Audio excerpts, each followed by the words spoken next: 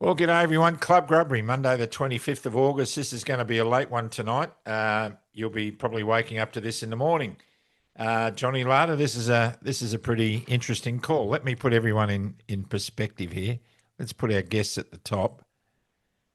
That's better. That's better. We're not playing favouritism that way. Because we have as our special guest tonight a couple of gentlemen who've worked tirelessly to do the right thing for their shire, their community in Port Hedland, and that is former mayor and current, at the moment, current councillor Camilo Blanco, and of course Adrian MacRae, who needs no introduction.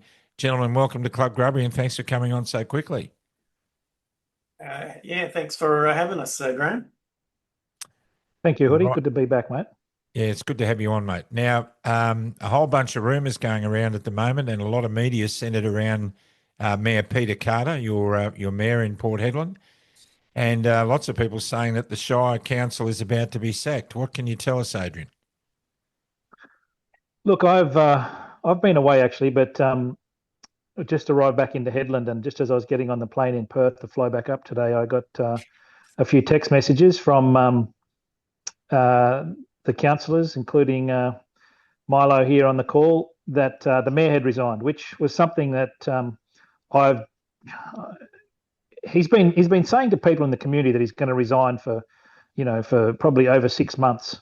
But I had a strong feeling that he was going to try and pull an act like this. I actually pulled out of the state election. I think I told you earlier, Hoodie, I was going to run in the state election, but I didn't want to leave just 5 people on the council, because that would leave a position. If I was to win a seat in state government, then I would leave the town with a position where the mayor, with only 5 councillors, the mayor would be able to do this. And I pulled out of the state election for exactly this reason, because if there was only 5 of us, I believed that the mayor would resign.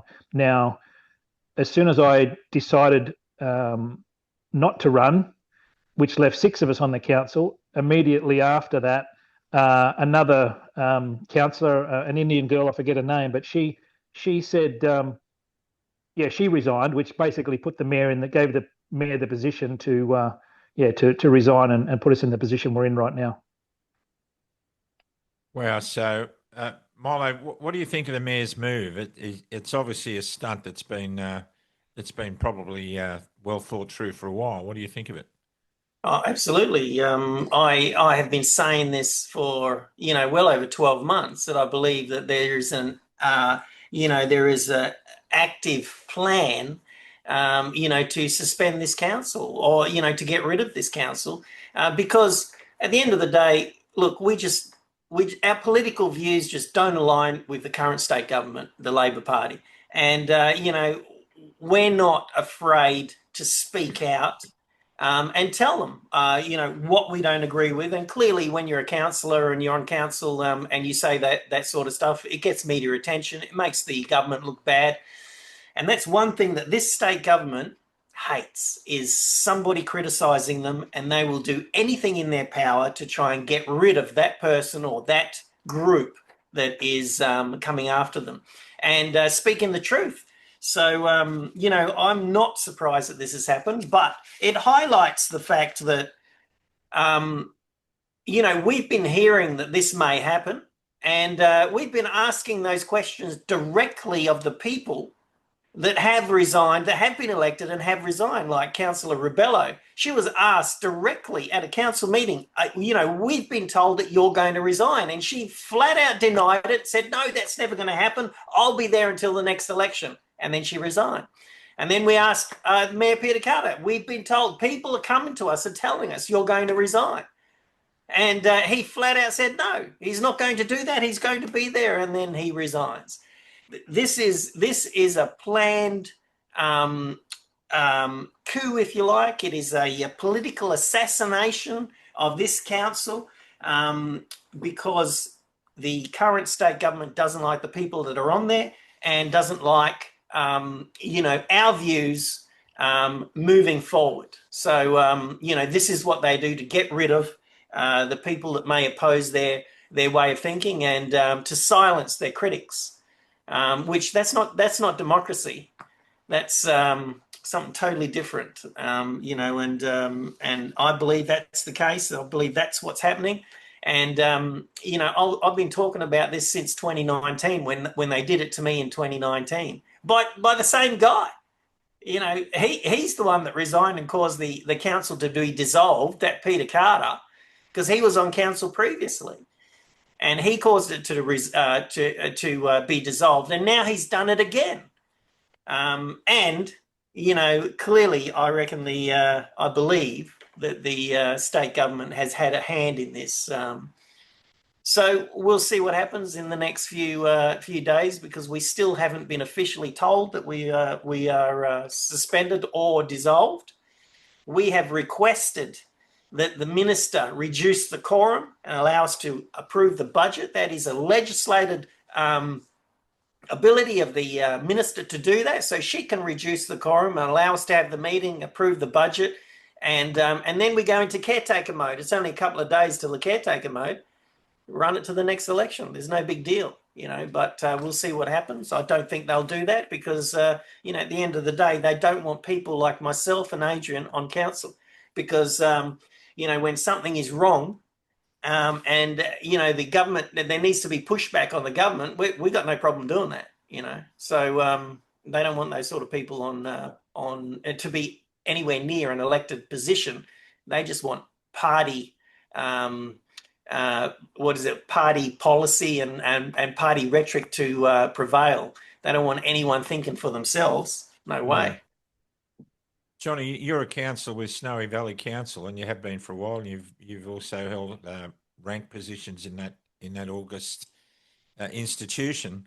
What does this do to you? What sort of alarm bells are going off with you when you hear this sort of stuff going on? Well, I personally think this is an agenda from the state government, Hoodie, and nothing more. Realistically, Milo and Adrian are being targeted for taking a stance, on their beliefs and the community's views, and that's what's very sad here. The tentacles are really, really out on display. I'm not sure that this would go on in New South Wales, to be quite frank. I think that this government in WA is very special. This premier is an absolute disgrace. He is just at another level. I mean, he's on an elbow level. He's just out of control. This bloke. He thinks that his shit don't stink. Well, it does stink. And I can tell you, the public are waking up to all this. I mean, the Port Hedland motion that has gone around Australia. Councils are now talking about that. Communities are talking about that. The whole thing resonated with people around Australia, and clearly to me, this is a spiteful act. If this is the case, from a government that just is out of control, and we're seeing this more and more at a state level, but also at a federal level. Unfortunately, these people just have no moral compass. They have no boundaries. They are playing the communist playbook 101. Hoodie, can I just cut in there and just say, people need to understand, whoever's listening here, the people need to understand that Port Hedland motion, there's a lot of media attention out there about it, saying that you're all anti-vaxxers and you're disgraceful, all of that sort of stuff. Let's be clear, I took that vaccine 3 times. Okay, so don't call me an anti-vaxxer. All right, I took the vaccine, and then I did the research on all of the info that was coming out, all of the experts that were coming out saying, oh, we've got a problem here. Okay, the motion was about requesting information from the government, requesting information from the state government. And you know what? Radio silence. There's been nothing. Okay, so don't tell us we're doing the wrong thing here. We are elected to represent the people. The people have asked us to do something. We've done it. We need some answers. All right, that's all there is to it. Okay, and if you think that that's wrong, then when you want something done by the government and they ignore you and do nothing about it, then look back on this situation. You didn't support us. Who is going to support you?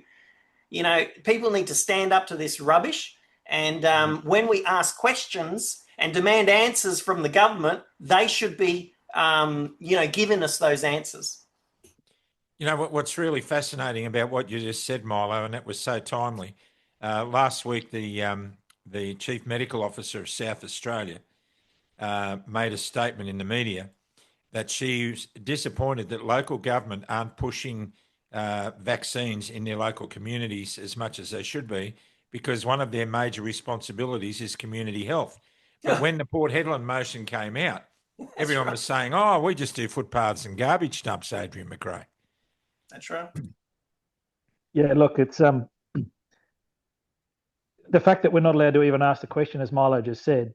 We obviously at local government, we don't have the regulatory ability to suspend or ban medical interventions like the clot shots or the vaccines, the so-called vaccines as they call them. We don't have that ability, but we do have the ability to ask questions. And you would think that in an elected office, even at local government, we should be able to get an answer from the state government, or if not the state, then from the federal. But once again, radio silence. Now, we weren't like Russell Broadbent, a lone ranger standing in Parliament asking questions on his own. We were an absolute majority. The government voted for it. We pushed the motion through. And obviously that's had a lot of traction around Australia, where dozens and dozens of councils across Australia are now debating the same issues and asking their council to do the same thing. And I think up to now we've had 13. Only last week we had the Clarence Valley Council on the north coast of New South Wales pushed our motions through and got up. I think there was five votes to 4. And this is clearly not just a Port Hedland issue. This is a national issue and a global issue. And the fact that they can ignore us at local government, especially a town like Port Hedland, where the Prime Minister only held a national cabinet meeting here to recognise the importance of the geostrategic importance of the town of Port Hedland as the engine room of Australia, as Albanese calls it, and as many Prime Ministers have also called it. It just shows the contempt with which they hold us. I mean, remember when we passed our motion and our Premier in WA told the Port Hedland Council to get back to their knitting. This is the level of contempt that they hold for elected office at local government level it's absolutely abominable. It's so disgraceful and disgusting. I don't even have words for it. But unfortunately, that's the society we're living in right now. And people really rose up. I think our Port Hedland motion has had over 200 million views across Twitter and all the socials, be it Facebook or Instagram, even TikTok, and yet we can't even get so much as boo out of our Premier or our WA Health Minister or the Commonwealth Secretary of Health, the Federal Minister of Health and Aged Care. No one there so much as has the decency to even respond or acknowledge that they've received our messages. So look, we're in a very very undemocratic time in Australia. This is what we're seeing in Port Hedland is it breaks my heart to know that what we call democracy is as Milo said, it's far from democracy, and I don't know what you call it, but it's certainly democracy couldn't be further from being correct. When you raise the ire of people of the moral fibre of the Premier of WA, Roger Cook, and Mayor Peter Carter, it obviously holds you in good stead, because you must be men of some character and integrity to draw the ire of people like that. In other words, what I'm trying to say is you're copping the flak because you're over the target. What are some of the things that have been levelled at you in particular, Adrian? Because you're not a stranger to controversy in the West.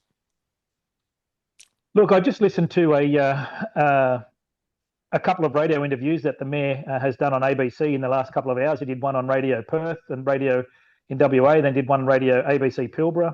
And I was the main target for everything that he said, basically, and that's sort of very much backed up by the Northwest Telegraph or Channel 7 and the West media.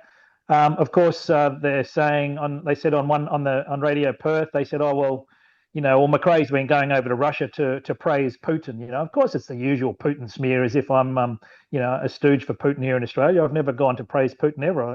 As you know, I was invited to oversee the Russian presidential election, which, I was honoured to be asked, but it was just a chance invitation. I certainly didn't have Russian connections when I was asked. I was at dinner with some, members of Parliament in Sydney actually, and they were having lunch with the ambassador from Russia. The Russian ambassador was in Sydney, and at that lunch, I just asked him the question, "What have you got to do to go to such a thing?" And he said, "Well, if you're really interested, I might be able to invite you along." And sure enough, I got an invitation.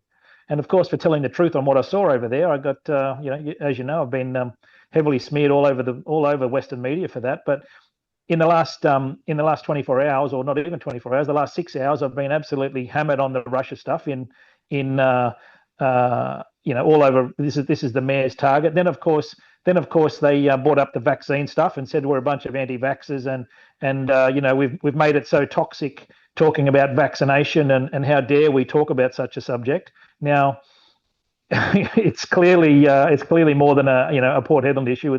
It's clearly a much bigger than that. But as you know, when the Premier came after me when I was in Russia last year, after the Port Hedland motion, I travelled to Russia with Julian Assange's father, John Shipton, a very close personal friend of mine. He wanted to go to the BRICS conference. I was intrigued to go to BRICS as well. It was the biggest BRICS conference to date, and it was certainly a wonderful opportunity to go and see a new political paradigm. It's kind of like the birth of the new United Nations.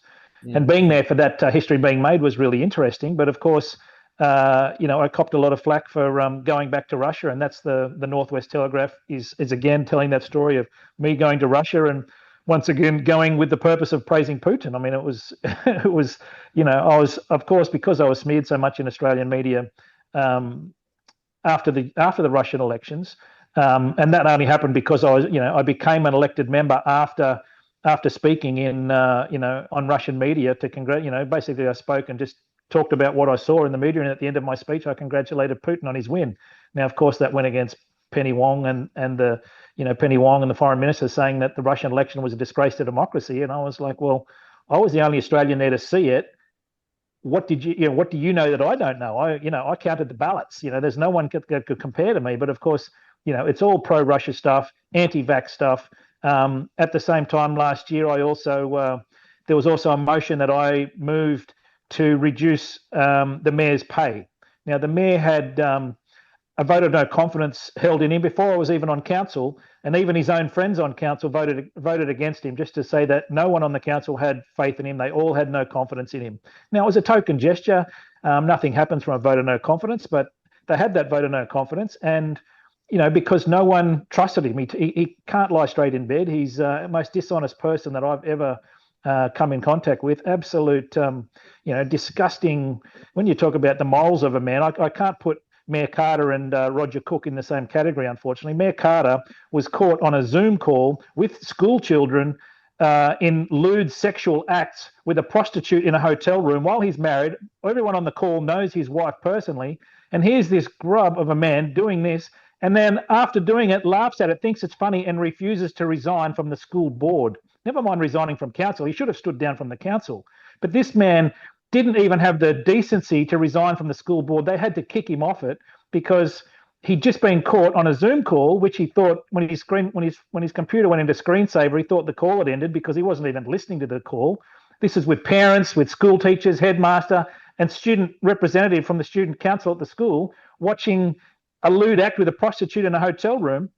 And here he thinks it's funny. He doesn't even think it's worthy of him resigning from the school council. So this is the caliber of the man we're dealing with. And yet he's the one. The mainstream media, after this resignation today, will not talk to Milo. They'll not talk to me.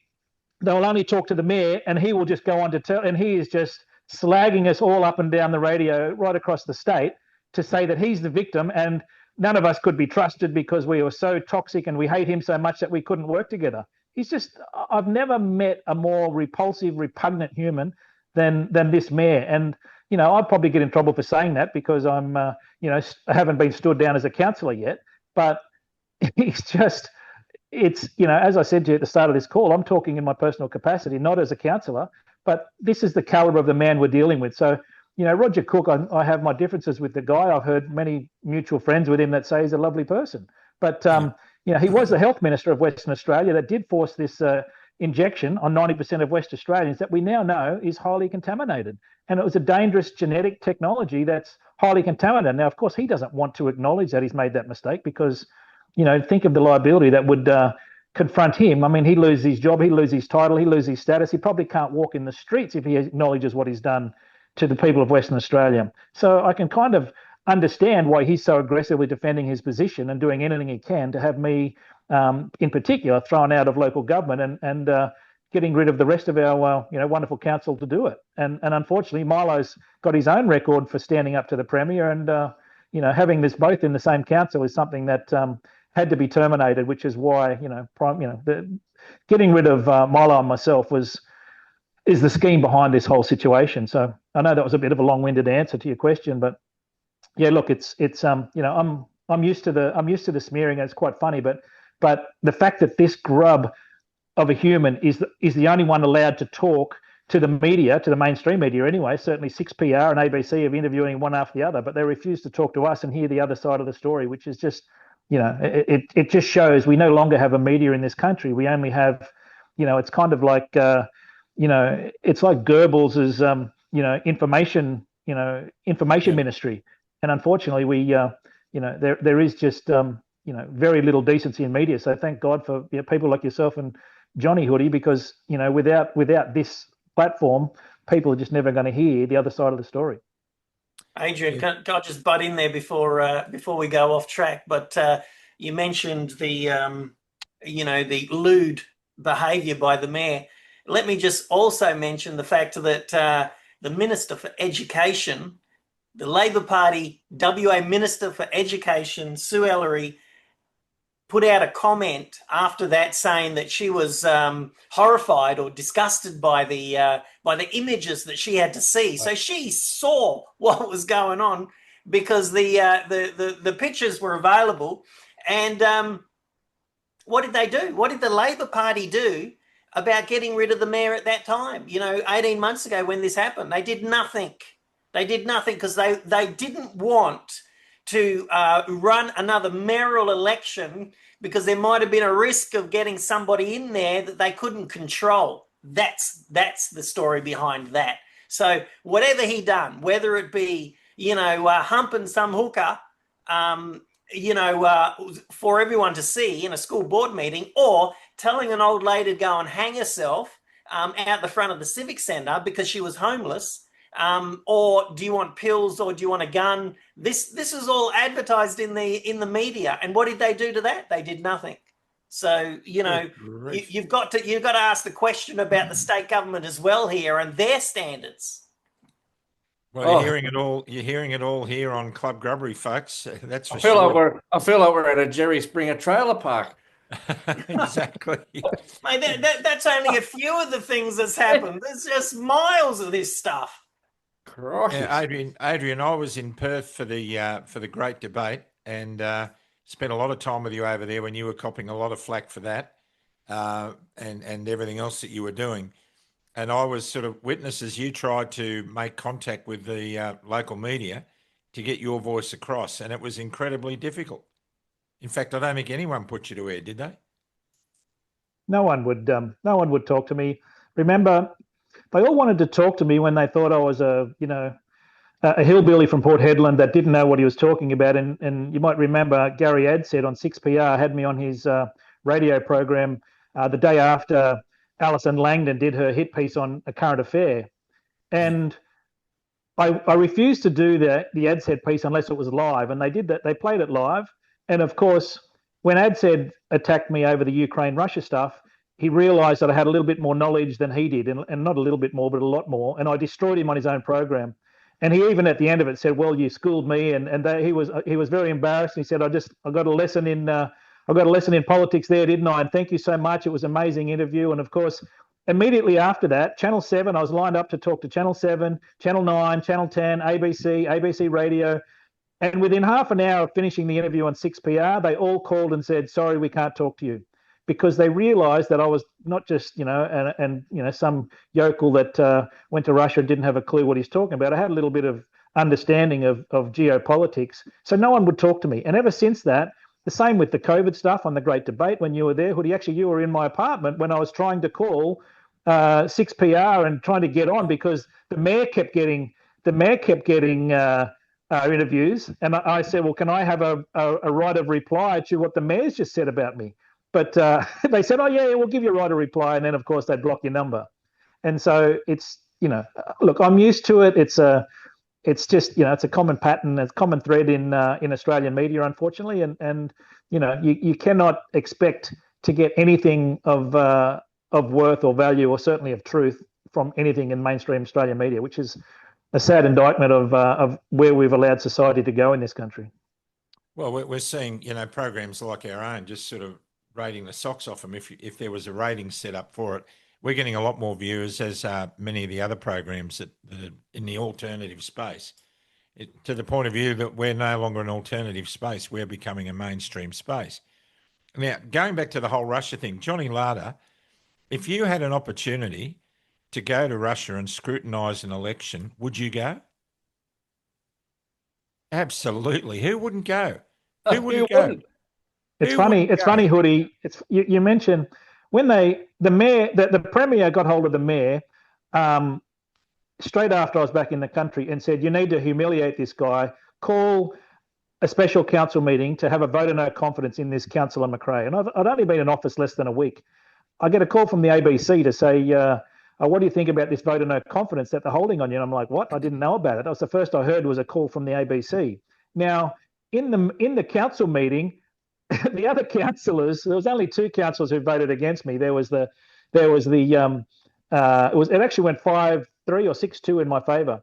But one of the councillors who voted against me to say, I need to keep my mouth shut and I should never have gone. He even said in his own debate, if I was invited to Russia to go, I would have absolutely have gone.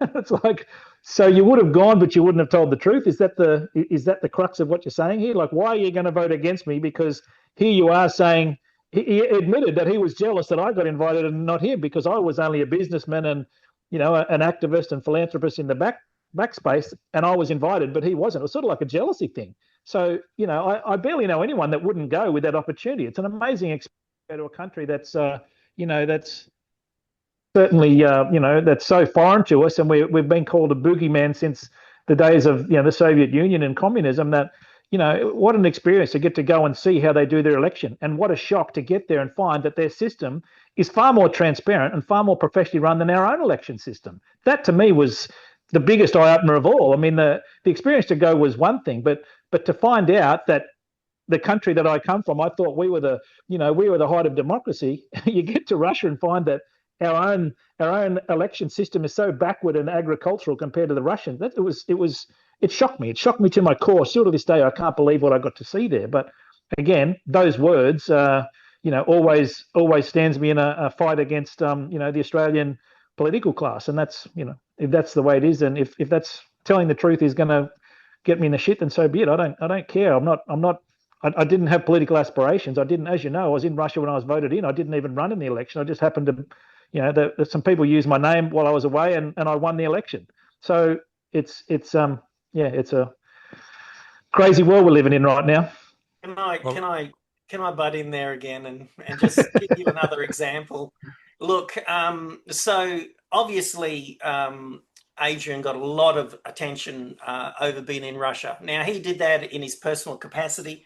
He wasn't a councillor at the time, but I can talk about our mayor going over to Vietnam. Now, Vietnam is a communist country, right? And he's over there representing himself as the mayor of Port Hedland, and also the chair of the Australian Local Government Alliance. All right, where he is going to generate business and bring it over to Port Hedland and Australia. None of this was approved by the council. None of it was approved by the Shire, no government agency. So he's going over there representing himself, saying that he can do all of these things, right? And nobody is pulling him up. I have sent so many complaints to the state government about this. It's enormous. I can't believe it. They just ignore it.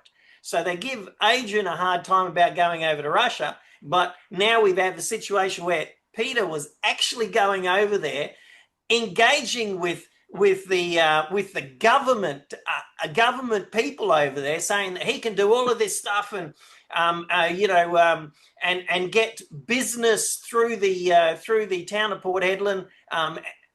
I just can't believe this stuff. And they did nothing about it, just radio silence. Oh, that's okay, he can do that. Actually, the CEO, when I asked the question directly in a council meeting, the CEO said he was allowed to do it. I said, what?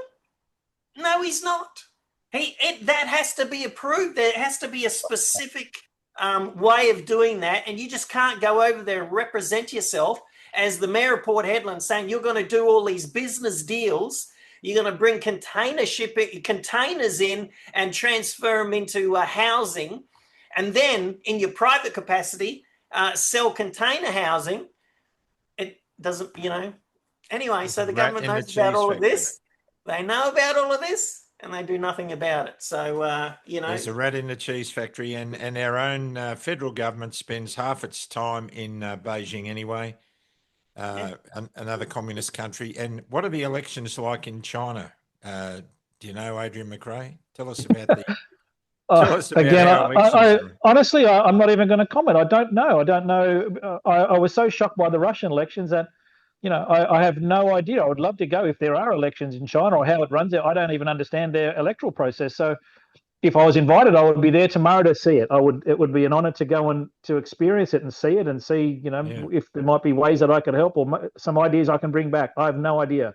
But certainly the Russian thing, that's all I can comment on because that's what I've seen. I can't have an opinion on the Chinese system, although we know, communism doesn't certainly it doesn't it's certainly not as democratic as what we would be here. But I don't think we're far behind China, to be honest. The way things are going now, it's gone beyond anything that I recognise as democracy, certainly in this part of the world. No, we're not a democracy, no way in the world. We haven't been for a long time. So, Johnny, where do we take this interview now?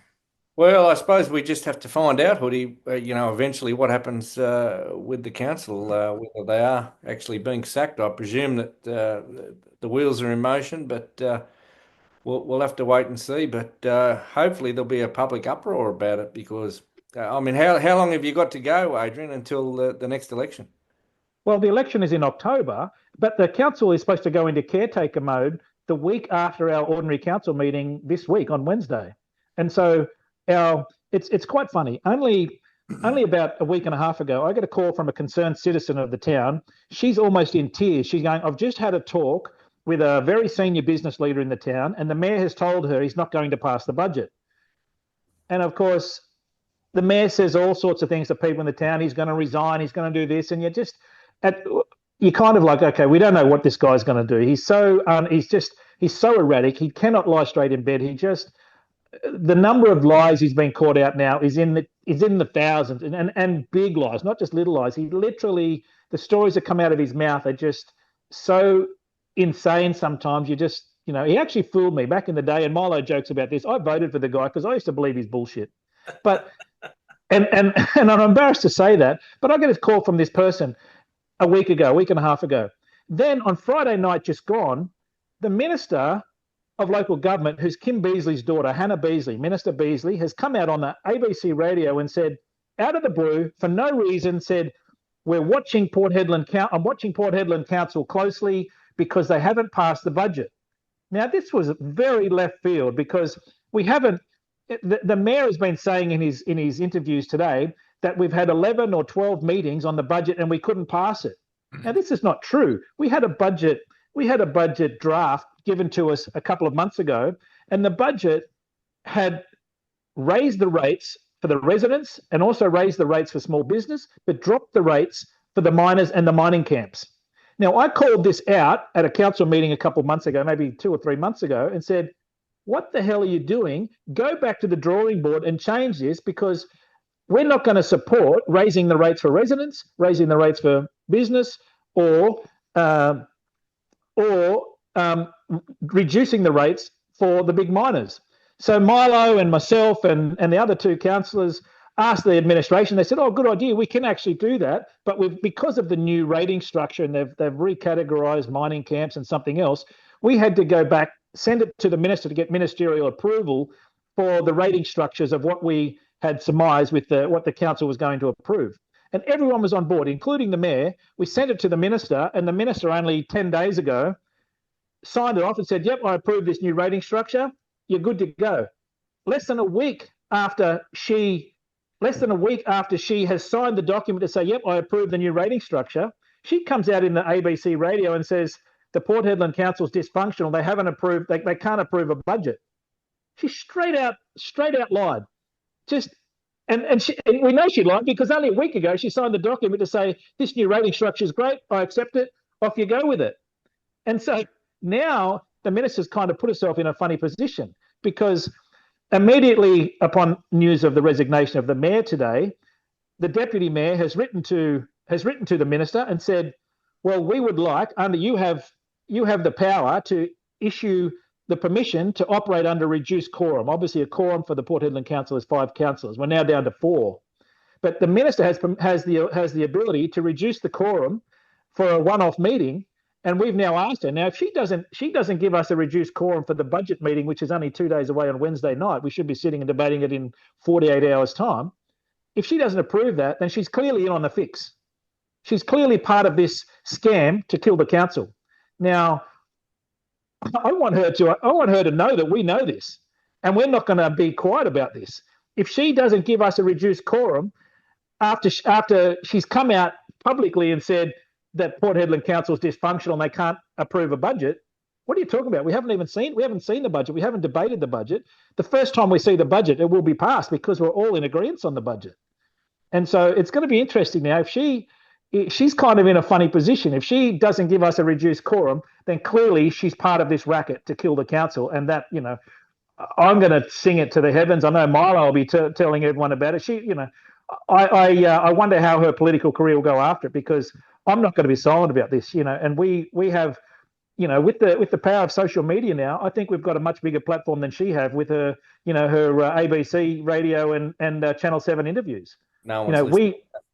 So we certainly have the ability to, Twitter and social media and Facebook now it ruins political careers. What we had 7 prime ministers in 8 years from 2010 to 2018, just because of Facebook having the ability to sway the opinion of the people to change a story. I think she's in an awkward position now. If she doesn't accept our request for a reduced quorum, then clearly she's in on the fix. I agree, Adrian. I think this is a really bad political error on the mayor's behalf and on the state government's behalf. I mean, all they're doing is drawing attention to your cause. You're a couple of months out from an election. Why would you do this? I mean, it's just dumb.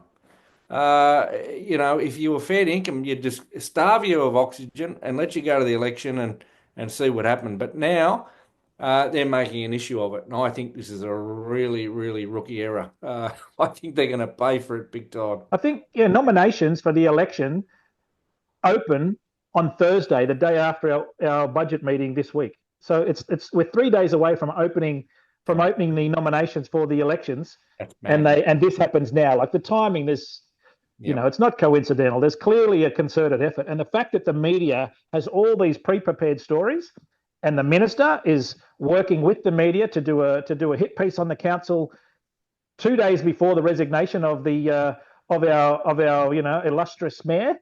It's so concerted, and it's so there's so much synergy there.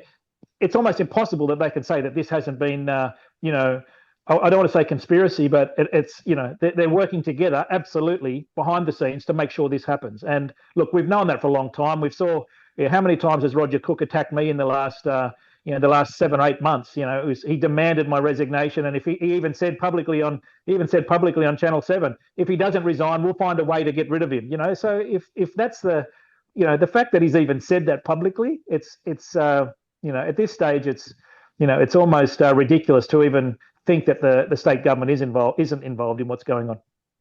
Yeah, Milo, just your opinion on the mood of the town at the moment. Do you guys reckon you've got a fair bit of support? Look, I think from what happened in 2019 when there was a huge, so they've done this to us before in 2019, and they got rid of myself. council was dissolved, and then there was a huge public, media campaign that really gave me a hard time. And then when I was re-elected, I spent 8 months, every council meeting, I said, I want the report that allowed you to suspend a democratically elected council. I want the report. It's a legislative requirement that you supply the report on why it happened, the reasons behind the suspension, what was dysfunctional about the town, or about the council. And you know what? They balked and balked and balked, and then they give us a letter and said, no, there was the reason why the council was dissolved is because somebody resigned. It was nothing about dysfunction. It was nothing about any of the media stuff that was going on. And I've been talking about that a lot in the social media realm, and people are starting to understand what happened previously. And I've been saying, this is happening again. I can see it. It's the same stuff that they were doing before. So I don't think they're going to be hoodwinked twice. I think we do have a lot of support in the community. There's always going to be people out there that disagree with us, but you never, in a democracy, you're never ever going to get 100% agreement through the population. But I think we have got huge support, and I think they know that the state government is doing something wrong here, and they clearly know that the mayor is a pelican. So it's just a matter of what happens now. It's up to the minister whether she's going to give us a reduced quorum. I doubt that very much. But, the funny thing about this is a reduced quorum. So you allow this council to move ahead with 4 individuals. And if the government or the minister doesn't want that to happen, well, then how is she able to agree to put in a single commissioner in the chair? A single person that doesn't live in the area. So if she's not interested in putting 4 current council members that have been elected to run through to the next election, how does she, allow one person to make the decisions for the whole area? It doesn't make sense to me. So, we're just going to have to see what happens there. But I think we will have the support of the population. And I'll tell you right now, I'll be running again at the next election, which will, be, if they do dissolve us, will be in March, April next year. And I'll be running for the mayor's position, and it'll be a strong campaign, I'll tell you right now, exposing all of this rubbish that this current government has done to us. Well, it's kind of funny, isn't it? Because under normal circumstances, the resignation of a guy like Peter Carter would be celebrated. But he's a controversial figure, and he even ends that way, doesn't he? It's just very, very fascinating to watch. We've been saying for a long time, Johnny, that the action really is at local government level. That's where we make grassroots changes. And Port Hedland have really been out front in that regard with the motion and the way they conduct themselves. They're prepared to take risks. They're prepared to be controversial if the need arises. They're definitely not game players, that's for sure. But, this is what we need in local government. We need local government to be strong and to speak for the people. And I think you guys have represented your constituents at the highest level. So we just appreciate having you both on. Johnny, any final question or comments? No, look, I agree with that, Hoodie. They've fulfilled their brief 100%. They've represented their community, and ultimately, look, yes, it's important to make communities vibrant and have all those lovely things that we take for granted in a lot of these places. But first and foremost, we've got to look after the safety of our community, and that's what these 2 guys have done on screen tonight. They have put the safety of their communities first, at great risk and peril to their reputations around Australia. As you can see, the governments and bureaucrats have dragged them through the mud on issues non-related to anything they've brought up, without any substance, I might add. They're just complete rubbish. And there should be an apology from the state government and Roger Cook to these two guys in particular, and Adrian for what they've been put through. It's libelous. It's an absolute disgrace, and that's why people are going to be marching on Sunday the 31st, I think, because they're sick to death of this garbage going on in our country. And what's going on at Port Hedland Council is an example of what can occur in any local government, any local town, when people stand up for their communities, and it's not something we should sit down and take lightly. Well, Johnny, the plaudits you hung on Milo and Adrian, you can hang on yourself as well, because you're in the same mould, and it's a privilege to share screen with three local government identities who are prepared to stand up and put their money where their mouths are. So it's been an honour for me to be part of this call with you fellas. I'm going to have a prayer now. Dear Lord Father in heaven, we just want to bathe in the light of truth, and we know that truth does set us free. And Lord, amidst all the turmoil and the chaos and the corruption that we've been talking about tonight, we know there's a way forward, and it's a practical, common sense, compassionate way. And we ask you to help us to seek that in Jesus' name. Amen. Amen. Well, thanks, Adrian. Thanks, Milo. And keep us in the loop. Johnny Larder, you've often been heard to say, You just couldn't make this stuff up. you couldn't make this stuff up. Stay in the groove, Australia. Don't forget what you did yesterday got you to today. And to you, Adrian MacRae, das vidanya. Das vidanya. Das vidanya. We'll see you next time on Club Grubbery. Thanks and bye for now.